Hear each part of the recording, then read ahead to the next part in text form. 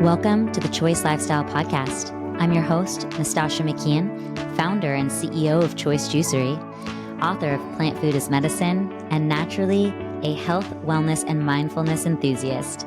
I believe that happiness is a choice, and I built my company upon this ethos.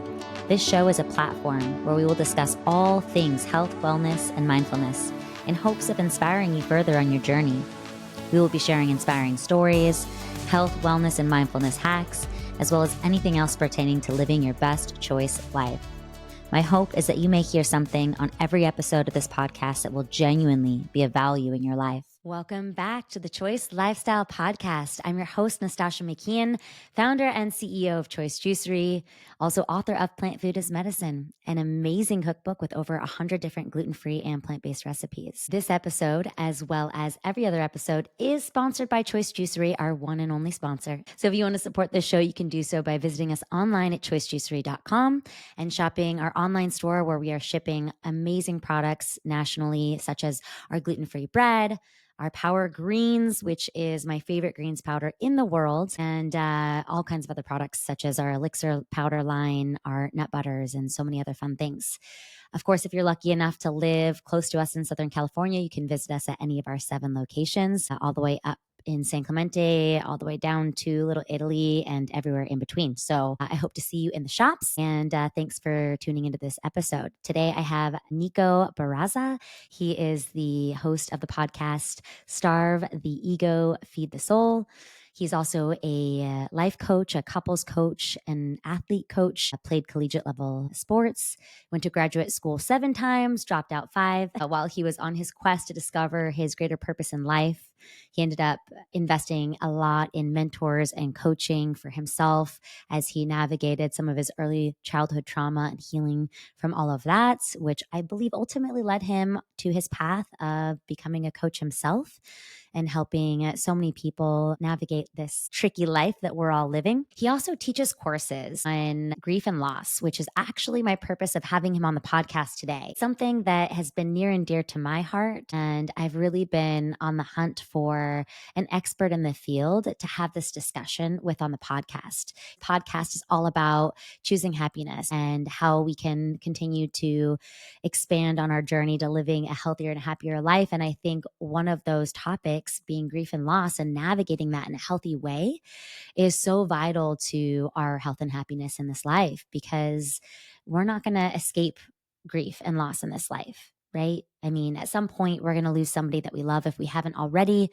I know me personally, I've dealt with a lot of loss in this life, from, losing my grandma, who was vital to my survival early in childhood, losing my father to suicide as an adult. And then also, the loss of relationships, which is another area that we don't really think about when we think of grief and loss. So we think of like death, right? Grief counseling, all those things are typically, people focused on the loss of somebody that they love, but also losing a relationship can feel like death. And it can feel like a loss, like a death. I can speak from experience because I've lost some very deep relationships in my life, and because I've lost people in my life to death. Navigating them were both equally tricky. Honestly, sometimes harder to lose a relationship because that person's going to carry on and live the rest of their life without you in it. And that can be a harder one to recover from. And so I wanted to have Nico on today to talk about that, being the expert that he is in relationships and also grief and loss. I thought, what a great person to talk to about all of the above. So let's get him on here and dive into this super important conversation. I hope you enjoy. Nico, thank you so much for joining me today on the Choice Lifestyle Podcast. Thanks for having me, Nastasha. And I really appreciate our connection via social media, because I was a consistent spender of money at all your places in San Diego when I was there the past couple of years. And you make some really good stuff. So Thank you. Thank you. I love to hear that. And I always tell people, it's an investment in your health. So it's all for a good cause. Absolutely. No, it's tasty stuff too. Good. What's your favorite? What's your go-to? There was a like Protein Warrior, right? Oh yeah. That's a thing with the cake batter, almond butter. Yeah, that was a sub. And then It started to be refined as I went there more, because people that worked for you were like, oh, you got to try this edition. They're very good salespeople too, but it's legitimate. It's tasty stuff. So totally. I call it sharing. In Yeah. most industries, it's called cross-selling, but Yeah. it's really like they genuinely are sharing with you their favorite way Mhm. to have that smoothie and those boosts and stuff, which I think is so fun because if you tailor something to your liking, Yeah. you're more likely to like want that thing, and everything can be Absolutely. tailored to your own Dude, preferences. the So, cake batter almond butter is, can I cuss on the show? It's yeah. freaking addicting, dude. It's fucking addicting. Like it's really addicting. Super tasty. And I would always get like the peanut butter protein balls too. I mean, it must have been like Yes. 1,000 calories I'd walk out the door with, you know? So it's all good though. That's funny. Well, wait till we have a new nut butter coming out that's going to be to die for, and we're doing a smoothie with it too. It's like my version of Nutella. And Oh, so it's like a I got to get healthy off the show now. Nutella, but I'm it leaving. tastes to die for. And we're going to do the Nutella smoothie with it. And it's outrageous. The issue, see, Nutella was like when I was a pro runner running a ton, Nutella was my favorite thing. I'd put it on tortillas, bread, but I was running so much, I needed the glycogen, I needed the sugars, right? The Totally. issue is it has a bunch of crap in it. So if you're going to make a Mm-hmm. healthy version of it, Uh-huh. I'm gonna need like a written form after the show that you guarantee to give me a lifetime supply of I, this. I think we can work something out. Thank you. I love it. Okay, so I've already introduced you to the audience, and there are so many different topics that we could cover because you're so versatile with your coaching background, both with couples and individuals and athletes, and you have so much to offer. But as I told you before we decided to do this, my interest today really lies in talking about grief and loss. Mhm. And specifically, you have a lot of experience with that. And I want to talk about your experience with that. But specifically, you coach couples and you have a lot of relationship stuff and you do a lot of conversations on your podcast around relationship stuff. So I think it's interesting to talk about grief and loss specific to relationships as well. I mean, I want to go into all of it, but I don't think people give enough credit to the grief and loss that you go through in the loss of a relationship and how Mhm. similar that can be to recover from in terms of grief and loss. So I want to talk Yeah. about all of that. But before we Okay. dive in, I kind of want to talk about how you got into that because I was doing a little research on Yeah. you and I didn't really, in my digging, I wasn't really able to uncover that. So how Yeah. did you get into, teaching about grief and loss, and what is your experience there that led to you helping others with that? Yeah, it's a great question, and I think that oftentimes we start this from any interview, right? Like, how did you get into what you're doing? I think grief is a thing I've always been connected to, even as a young kid. I mean, sometimes when you're younger, you just have a propensity or an attraction to the deeper things of life, right? And I was always been a deep kid, even as an athlete or as like a nerd, or even I remember even back until I was like 8 or 9 years old, having like these very deep philosophical questions that I didn't really have a lot of outlet to go to. I was raised primarily by my grandfather, my tata, my nana, my mom. My dad was never in my life, so I was raised by my Hispanic side, Chicano family, and they were very spiritual, very open. But even with that guidance, like I always sought more. Like I wanted to have more information, And my first real experience with grief was when I lost a close friend of mine who I grew up playing baseball with. He tragically was killed in Iraq. He was in the army. And Wow. going to his funeral when I was 20 years old, while I was playing college sports, I very much saw through his mother's eyes, through his family's eyes, like the loss of that, right? It was Yeah. the first time I'd really experienced someone quite close to me at a young age. And then 2 years after that, my tata passed away about 3 months before I was graduating San Diego State. I was actually in the classroom getting ready to study for a final. My mom called me and she's like, he's no longer with us. Oh, And I think there was a big part of that too, because I had known he wasn't doing well before. yeah. And I chose to stay to study for some of my midterms or Mm. finals, whatever it was. I think it was probably midterms around that time. And there was a lot of guilt and grief Yeah. associated with that, right? I mean, I talked to him on the phone, but he was, sick and not doing very well. And then that sort of blossomed into me having my own first sort of fell in love. My first real relationship was when I was 22. When I moved to Patagonia, Chile to, long story, but we don't have to get into that now, but fell in love with a girl Okay. down there, this beautiful Russian girl. And, It's always a girl. it's always a girl, man. It's always a girl. Yeah. Or not, whoever. Yeah. But it's always a person you fall in love Yes, with. there you go. And, I think going through the volatility, the trauma of that relationship, being what I know now is just a child relationally, that was the first sort of thing that really, as a young man, was like, I got shit I got to work on. And so I took Mm. myself to therapy at 23 Wow. years old, which is pretty uncommon, I'd say, for Yeah. most, particularly young men, but also just like I didn't have any reason to go besides my own internal fire of like, I want to know why I attracted someone like this. I want to know why I behaved in certain ways, Mm-hmm. healthy and unhealthy. How do I be better so I can be a better partner in the future, be a better husband, be a better whatever, a father, you know, if I want to be in the Right. future. And then of course you go to therapy and you make similar mistakes, you know, and things repeat themselves and you ask yourself why. And Mm-hmm. this is all part of the grieving process. And I'll get to the point of this. And then I was a pro athlete since I was 23 up until 29. I was in another relationship then with a fellow pro runner. And I was in a really traumatic cycling crash actually down here in Tucson, Arizona, where I was training. I grew up here, but Flagstaff, Arizona, Northern Arizona has been home since 2012. Okay. And I had a traumatic brain injury.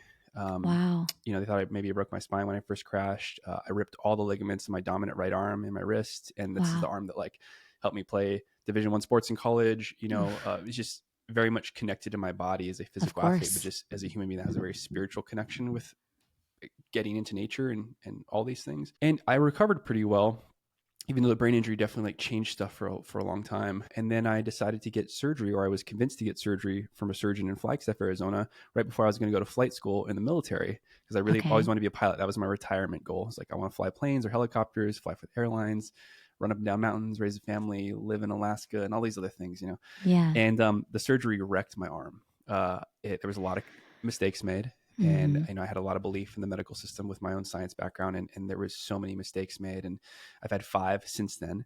And Wow. the sort of like right after my crash is when I really thought about, I was like, I want to get another master's in clinical mental health counseling. I really want to, practice therapy and counseling professionally. I don't think you need a degree to, but it certainly helps to study that, right? We sort Right. of, systemize things, to make you better. I don't think a degree necessarily makes you a better practitioner, but it gives you Right. some sort of clout, right? Allows you to take insurance, Credibility. Yes. credibility. Exactly. Because there's certain a lot of life coaches out there that, you Uh-huh. know, you sell, right? You know what I mean? There's a certain Mm. salesperson, but to be fair, like there's a lot of people that don't have degrees that are phenomenal healers, Agreed. and then there's some people that have degrees that are honestly doing more damage than not. So I think it's like I just Agreed. always wanted that background. So I started to study that second master's. I got pretty much halfway through, and then the podcast started to blow up, and I started to get more clients, and then I just stopped the master's degree because I'm like, I'm doing what I want to do. I'm working with people, Yeah. right? I'm working with Yeah. couples, individuals. I'm making a difference. Yeah. Um, and really, it was through. I know this is a long-winded story, but since I'm the interviewee, I guess I'm supposed to be talking about myself now. Yes. You know, it It's the way really, it this was a goes. process. Yeah, absolutely. It was a process of my own grieving, really like trying to understand the grief process. And Mm. I think we have a sort of a misunderstanding of what grieving is. We think that there's an end to grief, and there isn't. Mm-hmm. True grief, like when you're grieving about something that matters, yourself, your body part, someone you love, maybe you lost a child at a young age, maybe you lost a parent, maybe you have a health condition, right? Right. Grief is eternal with us in our existence. The difference is how we interact with our grief over time, Mm. right? And so I really wanted to understand and sort of build more of a process that was applicable to people in general, because everyone grieves differently, right? I can't Right. apply what I did to you if you go through a breakup, you go through a separation, you go through a divorce, or lose a loved one. But the different sort of, I would say, shades or different sort of stages of grief through the way, I think is very similar. And by talking through those things, knowing what Mm-hmm. to expect and being more welcoming to it, less resistant, I think we can grieve a lot healthier. And it's not about speeding up the process. Like we live in this Amazon immediate gratification, social media, sort of monkey mind world now, where we Right. just want at the snap of our finger the pain to go away and we distract ourselves, right? Absolutely. And it doesn't have to be with drugs or addiction or pornography, any of these Of things. course. It could totally be with food. It could totally be with working out. It could Mm-hmm. totally be with running. It could be with surfing. It could be with these things that we traditionally look at as great distractions. Yeah, of course. But there's a balance, right? And so Yeah. for me, I really want to remove those distractions and focus on both. Like, yes, you have to give back to yourself and Mm-hmm. have these processes that you take yourself out of the grief and live, and then also allow yourself to sit in the grief and feel. And that's very difficult for us, right? And a lot Yeah. of times we avoid it. I know I have, Mm-hmm. And when we speak about grief of importance, like even when I bring up my tata, for instance, he passed away in 2012, and I still feel to this day a deep reverence and miss his presence. And I wish I could talk to him and ask him for advice and these things, right? Mm-hmm. But it's Yeah. gotten easier over the years. And I think I've appreciated what I had for the 22 years that I had him in my life Mm-hmm. versus like, oh, I wish he was still here because I have questions now about things that I didn't ask him then because I wasn't Absolutely. different, right? And the same thing with the physical body. Like, this has probably been the biggest struggle for me, is like being so young still and wanting to compete as a pro athlete. Like, my career was taken like that. Um, and lost my partner during that time because she didn't really want to go through the brain injury, and she was running professionally. And, I think grieving that as well too. Like, my body, it's still a process that I'm going through. Like, I just can't do things I used to, right?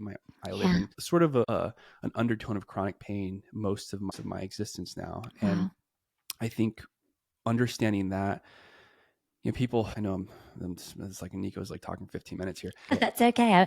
I'm like keeping mental notes of things I want to Thank you. I know dive it's in always on. hard for me as an interviewer because I forget, like, pause and let them ask another question, because I'm always on the other side of the thing. But this is such a big thing that I want to give you as much of my background as possible with grief, so like how I really got here. And it really was like the physical trauma, my sort of anger with the Western medical system, my pain in relationships, pain that I caused, stuff that I did that was unhealthy, stuff that was done that was unhealthy, the healthy parts, losing people to death, and then understanding that, a lot of times when we talk about relationships, it is really a voluntary death in a lot of ways. And we grieve it much in the same way, because we could potentially have a person that we've loved so much that a fissure happens or something happens, and we never see or talk to them again. And now, I'm not a proponent of that unless it's very much you have to, and you have to create those boundaries, and some of us do.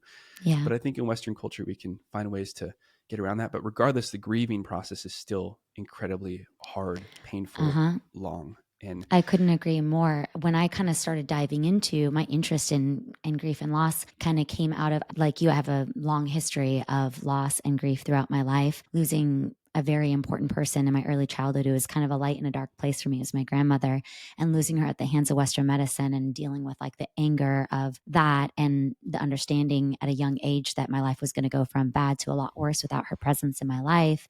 So I had an early introduction to that. And then I lost my dad to suicide in my adult life. And, I've had a lot of loss with, people close to me in my life, that had physical death. And then I've also had a lot of loss of relationship. And so I relate on both levels, and the understanding that the grief is so similar. Oftentimes in my experience, and I feel like I get to say this because I've lost loved ones and I've lost relationship. The loss of some of my relationships has actually been more painful in some ways than the loss due to death. Not so much like my dad leaving with suicide, right? There's a lot of anger, and there's a lot of, you chose this, and obviously there's a lot to work through there. But when somebody dies, they're gone, and it's like, it's not oftentimes their choice, right?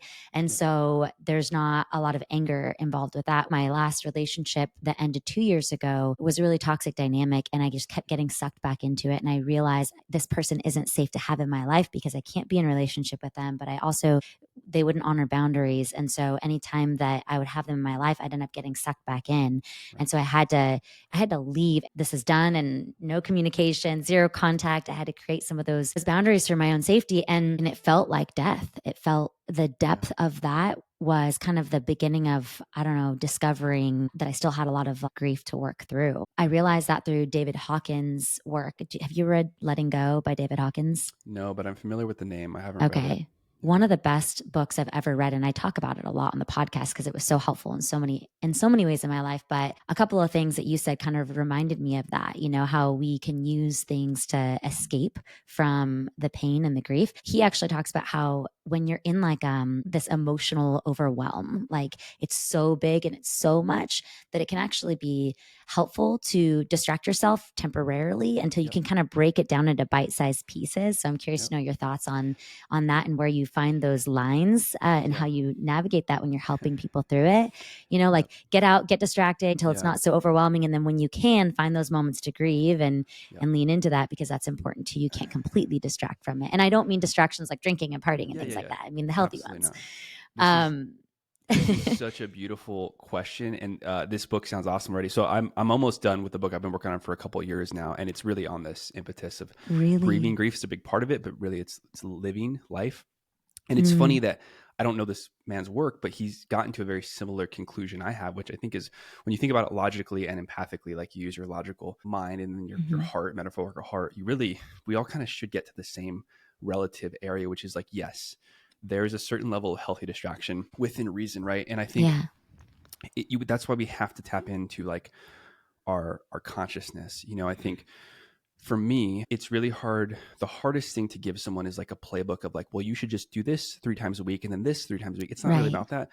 And it's We not a one size fits all, as you mentioned earlier, too. It's not, but we can tell when we're avoiding. And the point is, Mm. there can be healthy distraction to an extent. You go through a breakup, you know, go to the climb gym, go yoga, whatever, go out with your friends, do stuff like that. But you're still going to feel a little empty, right? You're going to feel, and Mm-hmm. so pay attention to that too, right? Yeah. Understand what that is you're missing. Be honest about what you're missing. Is it something healthy? Is it something unhealthy, like an unhealthy attachment that sucks you back in? And Mm-hmm. like use grief as a way to investigate your soul, and that's how you grow from grief. If you're not growing from grief, and I'm not talking about immediately, it's not like this huge weight I want to put on someone where it's like, Right.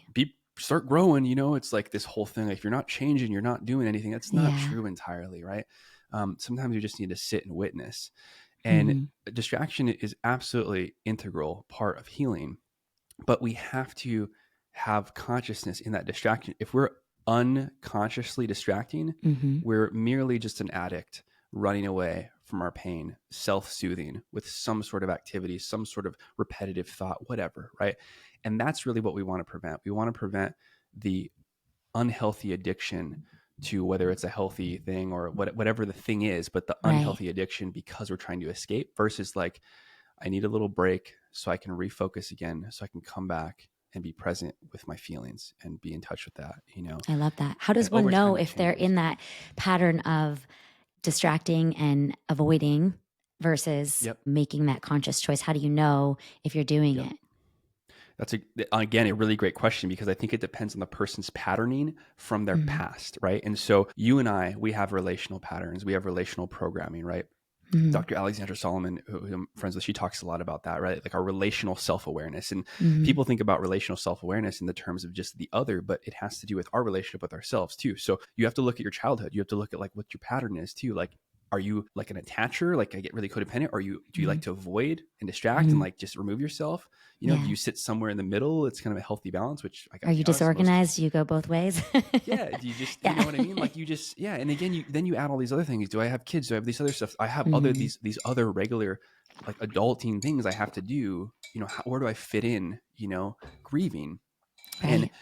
I'm here to tell you that grief is going to make its way no matter if Oh, you yeah. allow it to or not, right? It is going Yeah. to be there. And Well, a so, lot of people can suppress it and they do a good yeah, job of it. But, yeah, like they say, the body keeps a score. It comes out one way or another, it's whether it still there. manifests as It's disease, still there. addiction, Yes. avoidance with your family, Right. kids, whatever. Like Right. it's there. It's just Anger, under the surface. resentment. Yeah. Absolutely. Anything, And so you're asking, okay, how do you tell? Well, I think you really, again, it has to do with your past, because Mm-hmm. if you're repeating the same pattern since childhood that you used to avoid pain or hide from animosity or trauma or anger, we Mm-hmm. usually just revert back to what our inner child knows. Yeah. And I don't mean this metaphysically, I mean this like legitimately, like, Mm-hmm. what I did when I was a kid because of how I was taught. Like, I know that I revert back to those behaviors if I'm super triggered and acting out of my unconscious, and then I can use that and be like, wait a minute, I'm doing this again. Why am I doing this? Right? Mm-hmm. Is this a situation I need to remove myself from? Do I need to lean into this feeling? When you're Yeah. grieving, it's usually like not oh, I need to step away, because no one's like sitting there throwing grief on you. It's yours, Mm-hmm. right? It's not like you're fighting with a partner who's hurting you or being angry or saying hurtful things. Totally. Grief is there, right? And Yeah. so I think the balance is like, all right, I've spent a couple hours sitting with this. Now I need to get myself out and then go and be a human again, no matter how hard it is, Totally. right? Cook for myself, take care of myself, stretch, breathe, run, whatever it is that feels Mm-hmm. right for you that day, do something, even if it's Yeah. sitting. But that's where the mindfulness aspect comes in of like, I say it like this, it's like working out a muscle, like gym, right? You Yeah. have to have rest days or your muscle doesn't grow. And that's how Mm-hmm. grief works. Like, if you're just consistently hitting grief, like you're just atrophying the grief Yeah. muscle, and you're going to feel depleted and exhausted, and you're going to move the needle nowhere. If you're consistently Totally. avoiding it, same thing's going to happen. Zero Totally. gains, right? Totally. Yeah. And I think one of the ways you can tell in my experience as well, because I don't know that I have enough I have enough self-awareness. I shouldn't say that, but I don't know that I did have enough self-awareness, early on as I was managing my grief to understand my childhood patterns and how Yep. they related to my patterns today. I was kind of oblivious to a lot of that stuff.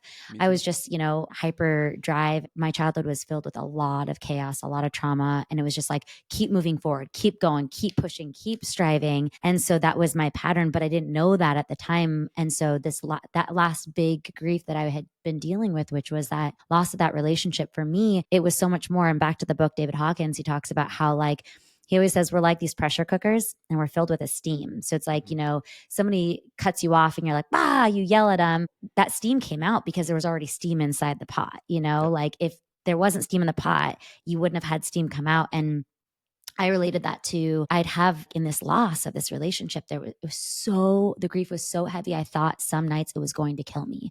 I thought I would die from this grief. It was so heavy. And I did everything to run from it and avoid it and just shut it off. And I think it was probably, I took a trip to Bali and I was there alone with myself for 10 days, which is very rare. I've been a mom since I was 18 years old. So having time alone is not something that is very common for me. Full-time single moms don't get a lot of alone time. And I was alone in Bali, and it was like probably the first night that I was there. I was completely alone in this foreign country. I stayed at this place. I don't want to like make it sound bad because it's beautiful. It's called the Glass River House. It's in Bali and it's stunning. But in the pictures, it was stunning. But I got there at night and it's way down, like these dark, 200 steps down by the river and the pitch black. I can not see out, but everything can see in. And it was absolutely terrifying. And I was completely alone with myself. And I was terrified. And every like hour, a monkey would hit the tin ceiling and it would jar my nervous system. And, there's like iguanas the size of my body on the windows trying to get in. And I'm like, I'm terrified. So it was scary to begin with, this trip on my own. But what really, like, more than that, it was like just being alone. And I felt how uncomfortable I was alone. And the Wi-Fi wasn't great, so I didn't have any distractions. I didn't have things to cook or clean. I didn't have laundry to do. I didn't have work to do because my business is on the other side of the world and they're sleeping when I'm awake. And so I was just completely alone with myself, and I've never been more uncomfortable in my life. Yep. And that's when I realized I'd been running from it for a long time. And all healthy distractions, right? Like cooking, gardening, book clubs, and the gym and yoga and all the things that I do. But I was also, all that's wonderful and healthy and lovely and contributed to an amazing life that I have. But it was also me running. And until I spent time alone without any distractions, and then I just cried for 3 days straight. I couldn't stop crying. And it was like, this, because I've been avoiding so much. And back to what I was saying about David Hawkins, it was like, it wasn't just the relationship I was grieving. It was everything that I had been running from. And it was like, it all been in there, the loss of so much, my innocence, my childhood, like so much loss. And it was all coming up. And this one thing was like the beginning of that, the introduction to opening up that, that dark cave and then having to go into it. And so I think if you can take some time alone and that feels uncomfortable for you, that's a pretty telltale sign that you're probably distracting. It's a long-winded way to say that, but that's my personal experience with it. I think you are probably better at being interviewed at this than I am. I think that's a beautiful way to describe it. I think that even if you get better at it, you're still going to have moments where you're uncomfortable alone. Oh, for sure. I think the better sort of litmus test is, can you sit in that discomfort and work on processing it over time, or do you immediately go to your phone to distract or call someone, right? Boom, get on the phone with my friend, right? Call whoever. But what you just shared when you said like it wasn't just like recent grief that came up. If we avoid the processing of pain, or not even the processing, if we avoid first the acknowledgement, because to understand you have something to work on, you have to acknowledge it, and then the work begins. If you choose it, you can acknowledge you have something going on and not work on it, right? Which again is consciousness without action. But then we have the opposite of that, which is unconsciousness, Yeah. And so it's the lack of acknowledgement or the lack of processing pain over time is what builds up into shame, right? Yeah. And then shame or guilt, for instance, that's suppressed or unacknowledged turns into grief, whether we like it or not, because we're grieving what we want to be because we are remaining who we are. And that's really hard to deal with because you're supposed to love yourself, right? I had my friend Mark Groves on the show and I asked him this question. We got into this, which is like, how do we tell people to love themselves, but then say, you got some parts you got to work on. Yeah. We all do. Yeah. And that in itself, this duality is like the beauty of human existence. It's our morality. It's that death gives us meaning. All these things into one box. And you can both love yourself, but also choose to be honest and be accountable and say, I have things I really need to work on in order to be a better human being to myself and to others. You can use religion for that. You can use spirituality. You can be an atheist. It doesn't really matter what that is. 100%. Whatever, just make it yours. But the work is there to be done. And this is the area where no one else is going to do it for you. You can certainly come to therapy or counseling or coaching because, like you said, if you lack the awareness, that's when you go to therapy, right? Of course. But then once you build the awareness, you might just be throwing your dollars away with the old therapist because now it's time to get to work, boo. Right? Totally. It's the hard shit now, right? You've read the self-help books, you've listened to the podcast, and now it's time to get to work and apply it.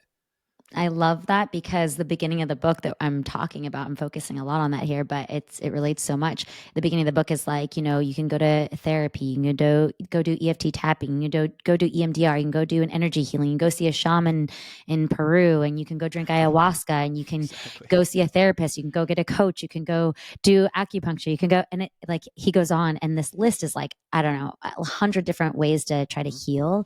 And I've done them all, literally. All of them. That's all wonderful. I would highly recommend. Pretty much everything that I've done was a part of my journey to healing.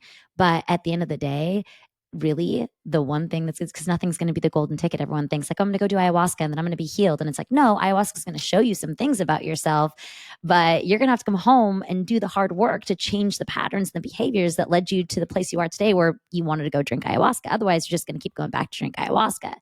And people miss that a lot in going seeking healing, but not being willing to sit in their shit. And I think at the end of the day, that's probably the most profound thing I've learned on this journey is the ability to sit in my shit. And it's the hardest and easiest. Like, it's the hardest because it's hard to sit there, but it's also the easiest because it's like you don't have to go to Peru and drink a medicine that's going to make you puke your guts out all night long. You can just sit with yourself and feel through those uncomfortable emotions. I can't say how much I appreciate what you just said, because I'm a proponent of psychedelic assisted therapy. I'm a proponent of plant medicine. However, we tend to, in the West, just like we did with yoga, is we commodify something, right? And so it comes from the spiritual essence of our existence through ancient civilizations, in many different cultures, not just from the South, but it comes from the East and it comes from the North, and all these different tribes had different ways, of ingesting something or doing some sort of ritual that worked on your spirit, your soul, whatever, right? But now we've commodified in the West where we're selling it as a pharmaceutical, essentially, where it's basically like, come take this medicine and you will be healed, right? Yes. And a lot of times people come out of that even worse off because they don't have integration, or they're offered integration. It's not really long. I mean, if you took 40 years to build up trauma, do you think you're going to have to spend 36 hours on ayahuasca and then only have 2 weeks of integration and be healed? No. Totally. No. Right? I know. That's crazy. Ronnie, it's super crazy to think that, but that's sort of the American mindset, right? Is that I just want this shit to be done with. Let's get it done, Yeah. And I don't know why this quote always comes to mind, but Ronnie Coleman, who's like a really famous bodybuilder from like the 90s. This guy was on tons of steroids, but he has this quote. He's like a funny dude, and he says, everyone wants to look like me, but ain't nobody want to pick up these heavy ass weights. Wow. And really, like, that's sort of, I mean, that's based on the physicality, but when you think about like deep work, like that's really where it's at. It's like, well, I'm not against if you want to go have a spiritual experience on whatever, but it's not going to change your timeline. So how I view it is, maybe you have a block and, the therapist or counselor is showing you the window and you can see the storm outside that you need to sit in, but you just feel like you can't get there. Maybe this might allow you to open the window so you can sit outside, but guess what? It's not going to take the storm away. You still got to sit in it and feel it and let it pass through you. Right. And so it's the process of maybe like uncovering more pieces of your shadow, but regardless, it's not going to disperse it. No matter what you take. And you can numb it with antidepressants, you can numb it with anti-anxiety meds, you can do all these other things, but you're just changing your reality. It's still there, It is. Yeah. And in fact, you're almost prolonging the inevitable. It's like, it's a Band-Aid. You're putting a Band-Aid on it in some cases. Like you said, I agree with you. I support, the use of psychedelics in someone's healing journey, as long as it's done in the appropriate way and it's not abused like a drug or something else, where it's like you keep going back expecting that that's going to heal you, because it's just not. But same thing with like antidepressants and all these things. It's like we're not getting to the core, you know? And I don't believe that anyone is inherently broken. I don't, that doesn't fit into my belief system, that I'm broken. So I just have to take this pill for the rest of my life. And then, you know, that, and I'll be good. And it's like, okay, well, it might make you feel better, but we're not getting to the root of why something is off to begin with. And I do believe that if you don't deal with that, at some point that will manifest in some kind of thing, because it's just suppressed. It's in there still, and it's resonating on some level. You mentioned earlier, like you kept repeating the pattern, like with relationships and things like that. And I'm a slow learner when it comes to that sort of thing. You know, for years I was like, oh my God, I just keep attracting the same type of narcissistic, you know, blah, blah. And, you know, God, he's a narcissist and he's this and he's that. And I was like, you know, it's interesting because I've been at every single crime scene. So I must have some part in this crime. That realization, like realizing that I had a part in that I'm not just some innocent victim, is part of what helped me to start to actually, if I can see myself clearly, which is uncomfortable, very painful actually. But if I can see myself clearly, then I can actually make better choices. But if I live in a delusion that I'm not doing anything wrong, I'm just this victim, you know, it just keeps, these narcissistic assholes just keep showing up in my life, and poor me. I can't get any better, you know? And so part of, I think, the healing process is being willing to really look at yourself honestly. And what was my part in this? You know, what did I have to do in that crime scene? And I had this woman once who was recommended to me. I was told she was like a therapist, my breathwork teacher. I showed up one day after a horrible fight with my ex and I was hysterical. And he's like, you need to go see my therapist. So I go to see his therapist. And I walk in and there's like tarot cards on the table. I'm like, what's going on here? But I'm like, I'm game. I'm open to anything. Let's try this. What is this? You know? And she's like, how are you doing? I'm like, I'm doing okay. She's like, well, then why are you here? And I was like, oh, well, I find myself in another toxic relationship. And she's like, why do you keep choosing toxic men? I'm like, oh, no. They don't start out that way. I mean, they all start out wonderful, you know? And she's like, bullshit. And she like points her finger in my face. I'm like, oh my God. She was like, you know, you choose not to see the red flags. And I was like, ouch, you know? And it was so true, but it was hard to hear. And I'm glad she was so in my face, because I think I genuinely needed that. But you know, again, part of that healing is that acknowledgement. You can't heal from the thing if you're not willing to really see the whole picture clearly. I'm now veering off a little bit. But No. I love that you said that, because this is something I have a lot of, I would say, opinion on. So I think that as someone in this space, I think that a lot of counselors, therapists, tarot card readers, and they'll just tell a person that all they miss is the red flags. And I have a problem with that. okay. Yeah. And I'll explain it to this, because it really just allows you to, like, the only accountability that means it's giving you is that the other person has a lot of problems and you just didn't see them. And my pushback to say, like, that doesn't matter. What matters is your problems. Yeah. That's what I want to focus on here. Yeah. And the person's going to be like, well, they're selfish and they said hurtful things and maybe they were physically violent. I'm like, no, we can acknowledge that. Absolutely. Yeah. Right. But I want to know, what were you doing? Yeah. You know, because I guarantee you weren't just doing nothing. And if you were doing nothing is a choice and it's something. Right. And so I want to know why we're doing that. And I think particularly women can do this in therapy is, well, especially with a female therapist, is that I'll be like, oh, sweetheart, Queen, you didn't see the red flags, you know? And I want to say, like, what are your red flags? Right. Because if we really become self-aware, what we're looking for is our red flags, the real ones.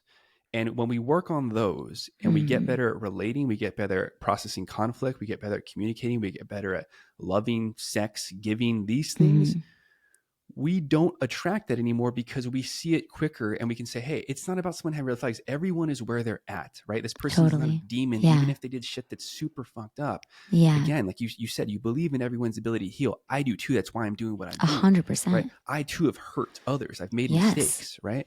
And because I'm able to admit that, I'm able to be better versus saying, like, this person hurt me. Right. And it's all on them. They did this to me, maybe in a certain circumstance, but then the next day it could have been me. So, like, we might have been a victim on one day and an oppressor on the next. And we often just want to focus on the through line of victimhood, which we usually equate to missing red flags. Well, But true, but it keeps us the same. It like protects our sense of self, right? yes, Because to do any real work, it's essentially to shatter your ego, like, which is there to protect you and who you are and keep you the same because it thinks it's keeping you safe. Yep. You have to shatter those identities in order to be able to grow, but you're fighting yourself because your ego is trying to keep that intact. Mm-hmm. And so of course it's so much easier to be like, yeah, your red flags, your stuff. Well, if I'm focusing on you, I'm not focusing on me. And if I'm not focusing on me, I get to stay the same and we get to focus on how bad and wrong you are. That's it. So, That's exactly yeah. it. That's exactly the point I'm alluding to. And I just want to say the ego is not a bad thing, right? Let's not, it's not about, a lot of times they're like, you're just being egotistical as fuck, right? Yeah. It's not about like destroying the ego. The ego is part of you. It serves a purpose. It's Yeah. why you accomplish goals. It's why you build business. It's why it's that part in you that's like, let's fucking get it done, you know? But then the soul is like the compass, right? And if you have a detachment from your soul or spirit, the way your soul connects to other souls or other life beings, then your ego is running rampant. And it's going to do everything it can to make you comfortable and successful based on societal norms, which you will be completely ignorant to your actual quantity of happiness. Meaning a lot of people, they'll accumulate wealth or craft or businesses, and then they wonder why they feel lonely. They wonder why they feel detached from themselves. They go to social media, they go through all these, they see all these happy couples and TikTok and people doing all this, and they're like, why do I feel like shit? Why do I feel like shit? I have everything I need. No, you don't. You don't have connection.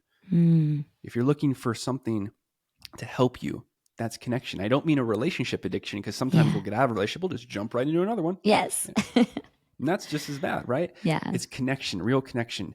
You have to see yourself to be seen. You have to see someone else, right?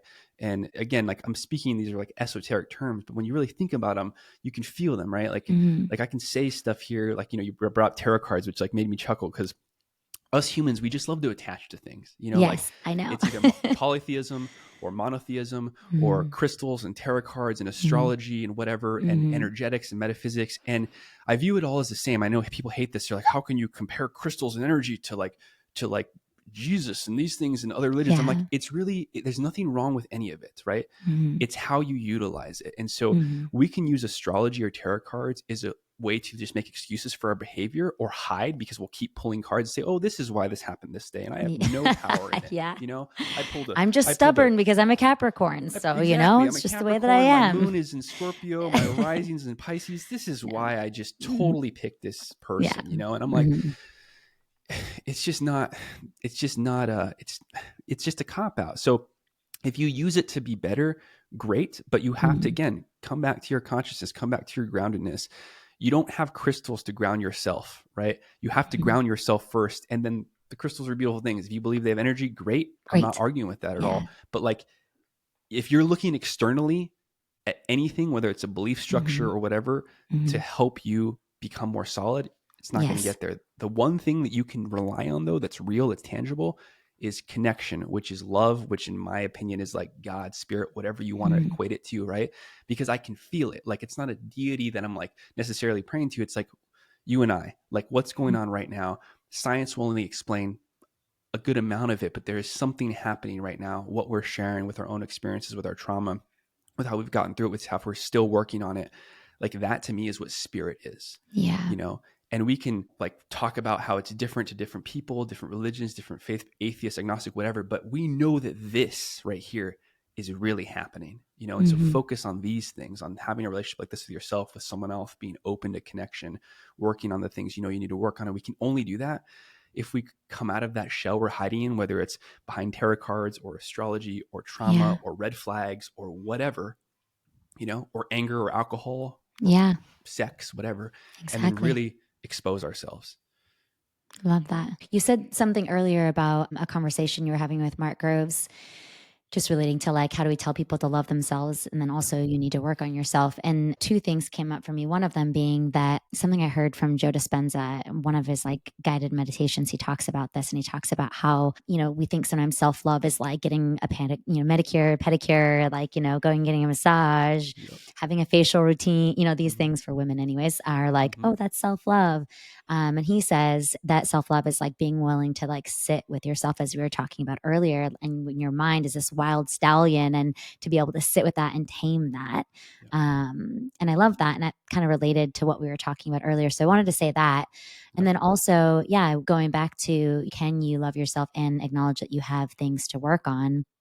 Which I think absolutely, it's about loving those parts of yourself. You said a minute ago, the ego isn't a bad thing. And that's correct. It's a part of us. So it's like we have to love all of it, not just the parts that we like. And same thing goes with life. And talking about grief and going back to our topic, I was sharing this the other day. I had a really tragic situation. I was on a service trip and built a house for this beautiful family with a group of amazing humans. We do it a couple times a year. And I came home on just this high of just like, oh, such a wonderful weekend and just feeling so good. And then my dogs ate my baby chick that I had just raised, from egg to hatched a couple days early. It wasn't supposed to hatch. And then I had to go on this trip and I came home and we walked in the door minutes before somebody in my house had left the door open to where the chick was. The dogs got to it. My youngest found it happening.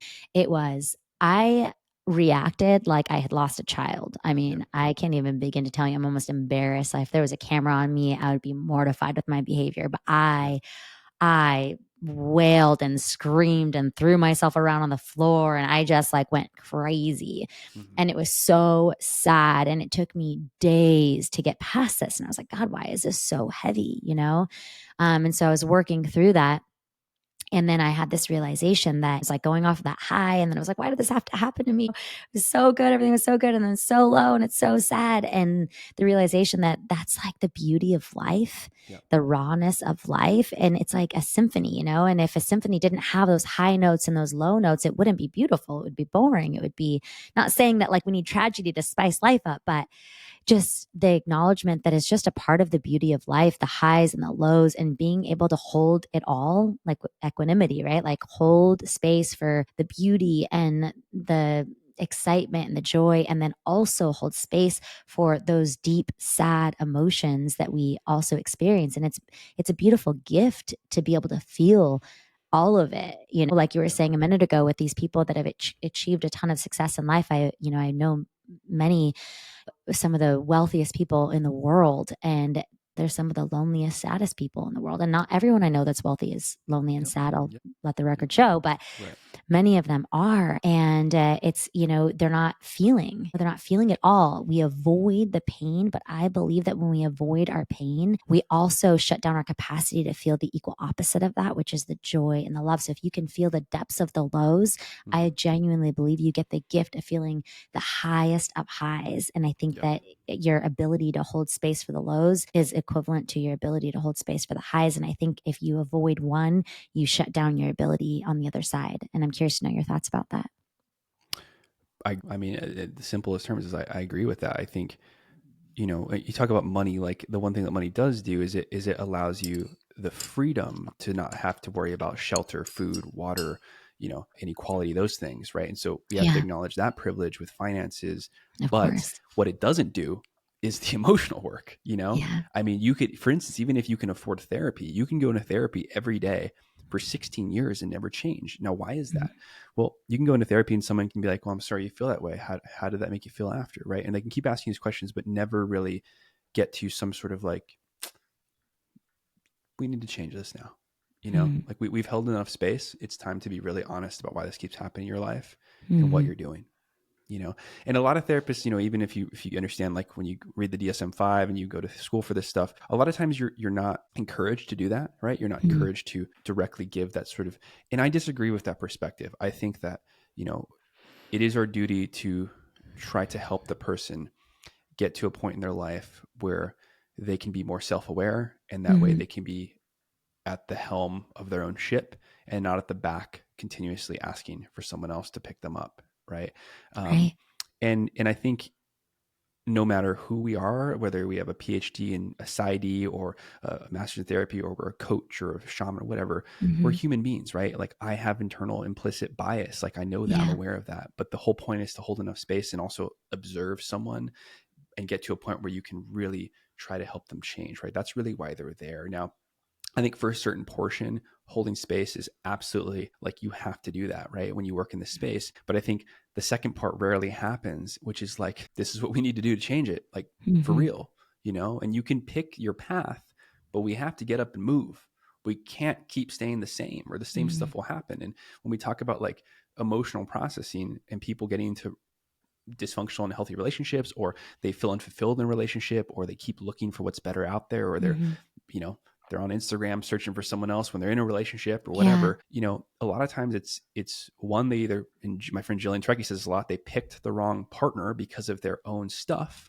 Or number two is that they don't love or like themselves so much that they're always going to self-sabotage no matter how good of a relationship they're in, because they can never be in a functional one, because they have a dysfunctional relationship with self, and we're not talking about a perfect relationship with self. That's ridiculous, right? But you have to have a good enough relationship with self where you can be healthy enough alone to bring healthiness into someone else's life and share that, right?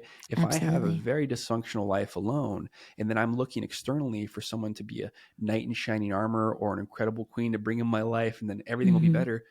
That's not how relationships work. That's not relating, right? That's just taking. Yeah. Agreed. I love that. Okay. Going back to like things that are helpful for somebody that is dealing with, maybe it's the loss of a relationship, which we're focusing a lot on. And I think it's an important topic to focus on. Yeah. I had two people in my life recently that were in unhealthy relationships, and they came to me for help. One of them was like, I need your help to get out of this relationship. It's not healthy. This isn't who I want to be with. We keep breaking up, getting back together. Like, I need your help. And I should have been like, I'm not the person. Let me send you to like a relationship coach. But it's a family member, and I'm like, okay, I got you. Like, this is what we do. This is how we're going to do this. Rolled my sleeves up, and I just watched their pain turn on. Like they're heated because it's like I see this a lot. This is a very common thing, and it was for me too. We'd be in a terrible fight, and it's like in that moment, in the midst of the fight and the dysfunction, it's so easy to be like, I am done. This is it, But then as soon as it's done, the pain starts, the grief starts, and most people can't move through that grief, and so they can't allow themselves the time and the space to feel that. And so they reach for the thing to fix it. And oftentimes in the relationship, the thing to fix it is like, okay, if I feel bad without this person, if I bring this person back, I'm going to feel okay again. Yeah. And so I watched that happen in this situation, and I couldn't judge because I did it a dozen times in that relationship that I was trying to leave. It's like I felt so bad and so awful. And then I'd have to, because what it did was it just opened up that hole that was inside of me that I wasn't dealing with. And I didn't like that. So let me put that external thing back on so that I can feel okay again. And so, for me, the tools that helped me to navigate through that self-guided, self-taught, because I don't have any background in this stuff other than my own experience, but I did a lot of writing. Like when I would feel the urge, like I need to call, I need to repair, I need to fix this, I need to get it back. It's like a drug addiction. I need to get that drug back, a fix of it so I can feel okay. And when that urge would come up, I would write. I would spend time writing, and I would spend time, like for me, that came out, I'd like throw up poetry, and I'm not even a poet. I've never written poetry in my life, but that's, my body was trying to like move that in some way. So I would write poetry, or I'd write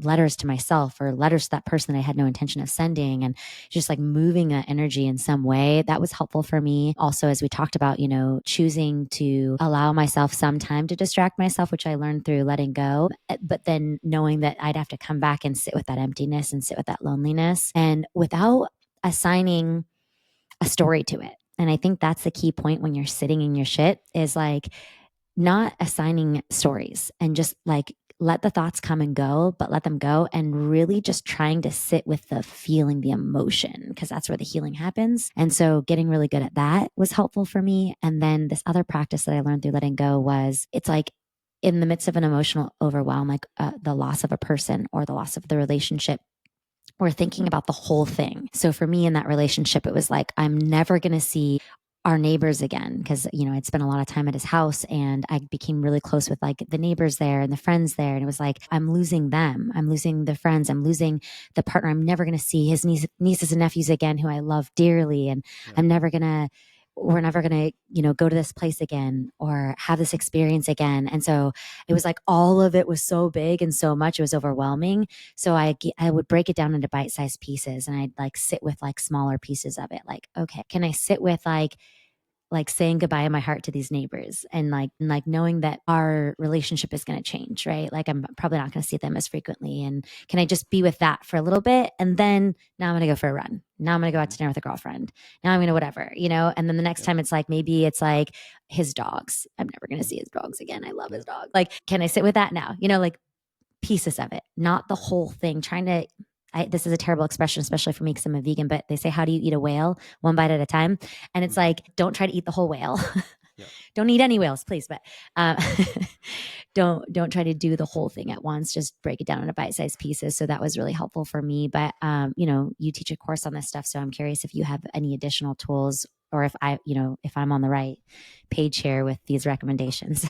Yeah, I think, I'm the first to say that like there's no expert in these. I think what you just shared is beautiful. I couldn't have said it better myself. I think you could totally teach a course on this with your own personal experience. I think, when we talk about, I wanted to go back to when you first said about giving your friend advice. I think a lot of friends try to do that, but they still have bias because they love their friend, right? I think it takes a very, like a person that's really been through it and knows when they've caught themselves in their own lie, and that's what you're doing. You're like able to give your friend sort of what they need to hear, not what they want to hear. So, I mean, kudos to you for doing that. I think the course, that I've taught a handful of times, and I haven't taught it within the last year, but it's really just the same principles you kind of brought up. It's exactly what you said, like the process of grieving. Like, it's like, do some work, sort of take a break, maybe a healthy distraction, do some more work. But then we sort of get into the weeds of like, what does that look like sitting with grief? What are the things let's identify some of the things that are going to come up. Let's draw, a lot of times we don't draw as adults anymore unless we're artists. Like, let's draw, even if it's stick figure, what might you be feeling or looking like if you're experiencing that, right? Let's actually start to relate to these emotions. Let's not just acknowledge the words that describe them. Let's acknowledge what they feel like, if we use the term somatically, in our body. How do we process the feeling of that emotion and slowly work towards letting it go? Because it's going to come back, and then you let it go again. It's like catching a fish. And I think that the whale analogy is absolutely right. It's the same thing, whatever analogy you want to use, but it's the long game. I mean, the sort of the cliche of like, it's a marathon, not a sprint. It's way longer than a marathon, everybody. It's going to be there until you leave. And I am here to guarantee you that it's going to be there until you leave. I will say that in the terms of breakups and divorces and relationships ending, I think that for a handful of folks, and it seems like including yourself, a no contact and, getting out of a unhealthy dynamic is the only option, right? You have to cut everything. I do think that not all of us do. And we end up rushing to that because others have, because they needed to. And don't forget, like, at some point you loved this person wholeheartedly. Like, there has had to be joy or healthy there. Maybe not all the relationships, but a lot of them they are. And then all of a sudden they turn into this like monster, or I'm this monster, or this and that. And I think part of healing can also include changing the container of the way you're relating together, but you both have to do work. Both people do, right? If one person's not, then it's obviously not going to have to change. But you can build a new container, whether it's a friendship or whatever. And I've said this a lot. This person could be an incredible ally, and resource in your life. It could help you be held accountable better than most of your friends, because they have slept in the same bed with you. They know what you're like, at 6 a.m. when you've had a bad day, when you're treating like shit, or when you're short, or when you just want to like make your eggs and not talk to anybody, but they happen to be living there too. You know what I mean? These things that people smile, but this is what happens in relationships, right? We get to these monotonous, and then our little inner children come out and they're like, I want it like I want it. And you're not doing it like that, and then we put our stress or whatever we got going on in our life on somebody else, and it repeats. And I think that I always want to bring this up, because the best path forward isn't always to hit the eject button and just abandon the plane. Sometimes you can still land that thing and it's worth it. That's a good way to say that. But you have to investigate, right? And a lot of times people are just like, I'm out, parachute, don't have one of those. Fuck, Guilty. And that's just, it's just, we got to think and feel a little bit. Dr. Caroline Leaf, who I had on my show, brilliant neuroscientist out of Australia. She talks about think, feel, choose. Those are her like sort of steps, right? And she wrote this book. I can't remember the first title of it, but that's like the subtitle. And really, you need to do that. Like, think, okay, feel, choose, right? And the choose part is really the action part. If you just think and feel, you're not doing anything. So those are requisite, but then choose. You have to make a choice, and choices have what we all hate to admit, consequences. Totally. And consequences are a thing that you're never going to avoid ever. People like talk about risk avoidance. Like, well, I don't fly planes because you could die. I'm like, yeah, you could die Yeah. waking up in the morning. So I choose my risk based on what makes me feel alive and have joy. Yeah. I used to climbing was a huge part of my life. I've climbed a lot of different hard, dangerous, scary climbs, but I was as safe as possible. I mean, I've experienced no higher degree of presence than being on the Mm. face of a rock in the middle of nowhere, on belay somewhere. And I think like, even to bring up like Alex Honnold, who's a pro rock climber, who people like iconify because he free solos a lot of stuff. As many people like him, people are like, how could someone ever do that? Right? It's like so close to death. He Yeah. he climbs those routes with ropes hundreds, if not thousands of times before he frees them usually, Okay. And that's what I mean. Like the more experience we have, the Get a easier chill it's down sort my of, spine thinking about that. right? Yes. The more experience we have, the easier it gets, but only if we Yeah. apply change of behavior and action. Because if we try Mm. the same thing over and over again, expecting Yeah. different results, it's just called stupidity, Yeah. right? Agreed. And so I think I think that go ahead. it's important to acknowledge what you just said there. Like, if we're relating climbing to self-work and Yep. self-mastery and specific to like grief and loss and things like that, Yep. like he's done it a ton of times with the gear. So he has the experience he needs. Right. And I don't know if this relates exactly, but it just makes me think about how, like, if you've never dealt with grief before or loss before, maybe you've had it and you've suppressed it, or maybe this is the first time you've lost someone that you love to, whether it be death or loss of a relationship, and this is your first time navigating through something like that. It's like you don't have that experience climbing up that mountain. And so maybe it's like seeking somebody who can help you navigate that, a professional I imagine that guy, when he started rock climbing, he probably climbed with other pros, and he probably got mentors, and he probably got coaches, and he got the support that he needed to become the excellent climber that he is. And so if you're navigating it for the first time, you have to recognize where you're at and what your needs might be based on where you're at. And so Yep. I've always been like a white knuckle, like, I got this. I'm going to do this. I'm going to tough this out. I've always been a solo person when it comes to this stuff, but I've made it so much harder on myself being that way, where I could have reached out for a coach or for some support in those areas. So I think knowing where you're at with that and asking for help if you need it, and understanding, like, if you have a desire, for example, to, people that may be related to what we were talking about a minute ago with like being inside of a relationship that you want to leave and you're struggling to leave, which is where I was. Like, I had a desire to get out, but I didn't know how to do it because every time I tried, the grief was so great. It was like a mountain I couldn't climb, And I literally went to do ayahuasca to try to leave the relationship. And it was funny. I speak from experience when I say that those things aren't going to do it for you. Like, ayahuasca didn't make me leave the relationship. Like, I thought I was going to go there. And it was just going to be like, okay, great. Now I have what I need and I can leave the relationship easily. And it was like, no, it told me everything I already knew on some level. And I had to come home and I had to do the hard thing.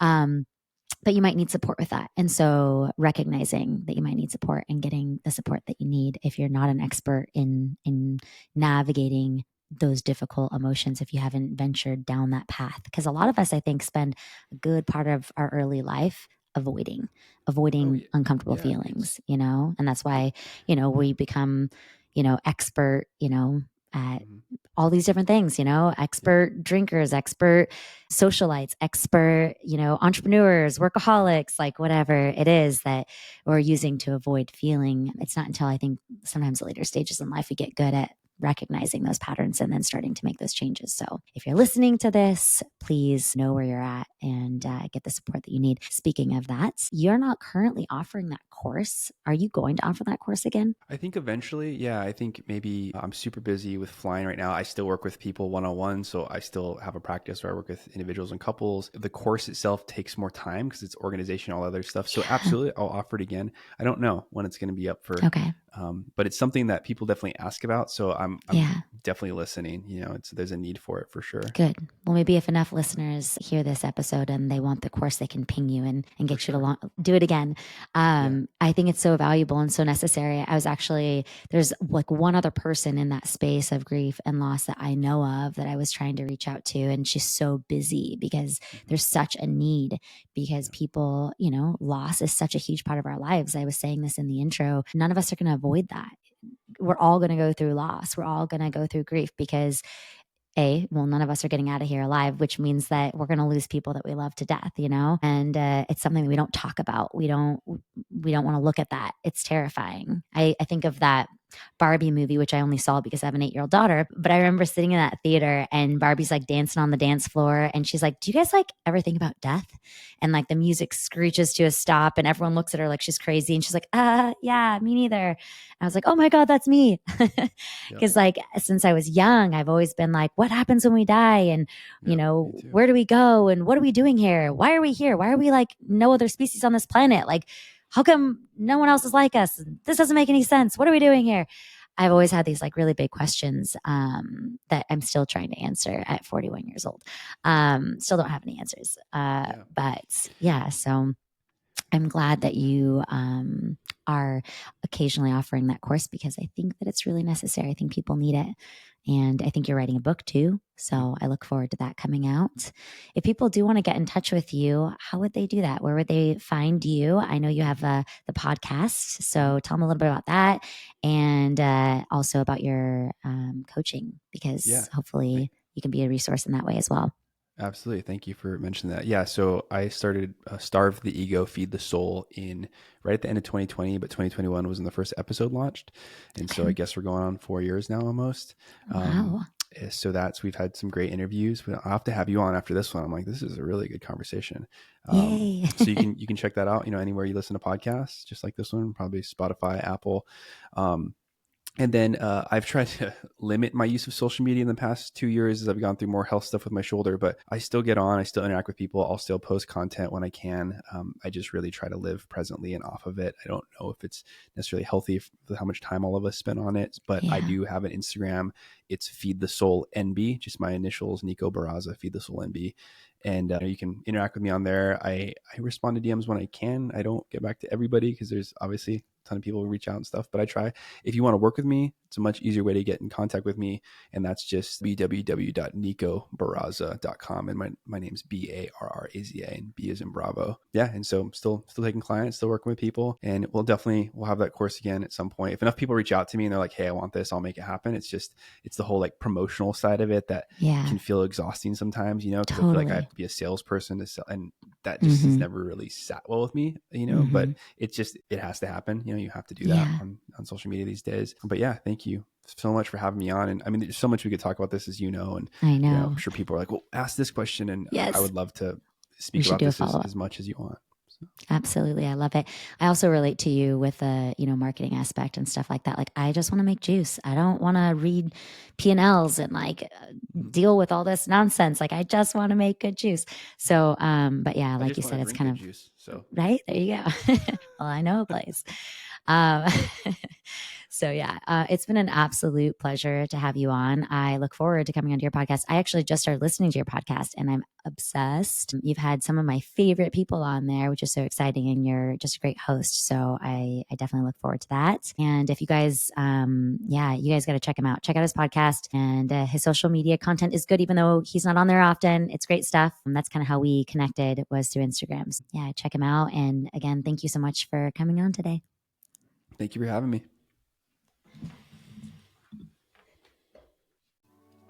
Thank you so much for listening in. If you've enjoyed this episode, I'd love it if you could leave a review so we can reach more people.